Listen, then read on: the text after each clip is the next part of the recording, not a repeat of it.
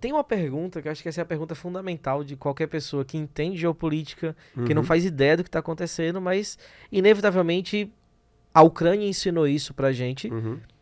Por mais que esteja distante, por mais que seja um pequeno país, afeta completamente o nosso mundo dentro dessa realidade globalizada. Sem dúvida. Porque o que é que eu tenho imaginado? A gente tem assistido recentemente diversas falas do Xi Jinping. E esse personagem, ele fala o tempo inteiro de uma unificação China-Taiwan. Uma só China. E principalmente no seguinte cenário, Taiwan tem exército. Tem exército.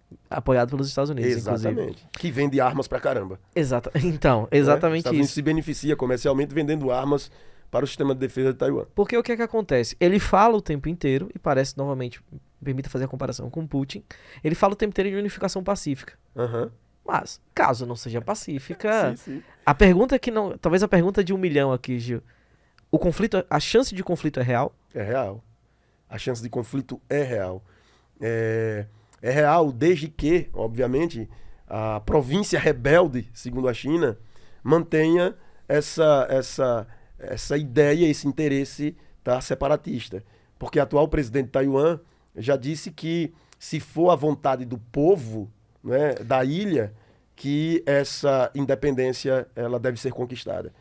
E quanto mais há um movimento, né, da comunidade internacional no sentido de reconhecer Taiwan como um Estado, mais, logicamente, a China é inflamada a fazer uma ofensiva militar contra Taiwan, né? Então, assim, existe uma real situação que pode levar, de fato, a uma guerra. Existe uma real situação. É porque a gente imagina o seguinte cenário. Você tem até um documentário da Netflix sobre a Ucrânia, aquela The Winter Fire. Sim. Não sei se você chegou a assistir. Assisti. Ele fala muito daqueles bastidores da Ucrânia 2014, por ali. Sim. Na China, nós tivemos recentemente, e eu tive a oportunidade, foi até curioso isso, nós tivemos a oportunidade, já falava isso com alguns alunos, porque em uma determinada escola eu tive um aluno intercambista de Taiwan. Então eu tive a oportunidade eu também de já tive. É surreal, assim, o choque de culturas, diferenças e tudo mais. Mas eu tive a oportunidade de ter aula com ela, principalmente numa época, e eu queria que se você pudesse lembrar um pouco as pessoas, que talvez no turbilhão de informações, talvez passasse batido. Eu já tive, provocado por estudantes, principalmente, uma série de manifestações. Isso procede? É sobre isso? Sobre essa pressão chinesa? Sem dúvida nenhuma. Essas manifestações, elas ocorrem... 2000, você lembra? Eu acho que, deixa eu ver. 18? 18 ou 17. Uhum. Ou foi 18 ou foi 17. Essas manifestações, né, são constantes em Taiwan. Existe hoje, a maior parte da população da ilha, são 24 milhões de pessoas, a maioria da população, a maioria absoluta da população, estima-se que mais de 78% da população defende, logicamente, é pró-separatismo, é pró-independência total política e não mais essa prisão, né? Esse controle que a China ainda mantém sobre a ilha, dificultando ao máximo, logicamente, essa representatividade de Taiwan perante a comunidade internacional, né? Então, assim, existe de fato uma real situação hoje que pode levar ao conflito. Depende muito da corda, do quanto estica essa corda. Ou seja... Se alguém cede primeiro. Então, se você tiver mais países fazendo movimentos como a Nancy Pelosi acabou de fazer agora, não tenha dúvida nenhuma que a China não vai pensar duas vezes, né? Só que a China, assim, ao mesmo tempo, é diferente da Rússia, né? Uhum. A China, tradicionalmente, é negociadora, né? Os chineses Como os Estados Unidos os chineses são grandes comerciantes, né? Historicamente são grandes comerciantes. Então, assim, antes, logicamente, de uma ofensiva militar, pode ter certeza que muitas conversas existirão.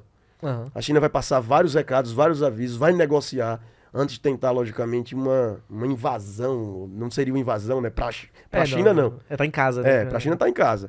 De uma intervenção militar, logicamente, porque eu já tenho várias ameaças ou vários recados, porque você falou muito bem daquela região geográfica de Taiwan. Sim. Eu já tenho aproximadamente ali uns 200 quilômetros de Taiwan, eu já tenho alguns brinquedos novos aparecendo nessa história.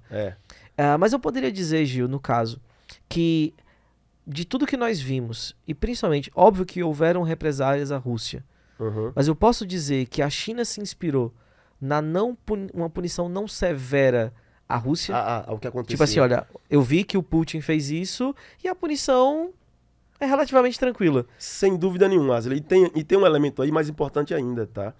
A China sabe, por exemplo, que ela, como disse, ela não vai, nesse momento, fazer uma intervenção dessa, não é? Sem que haja uma ampla negociação, tá? Para evitar essa intervenção.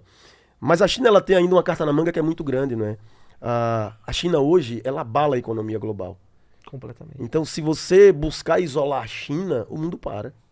Né? A China tem uma força comercial hoje assombrosa.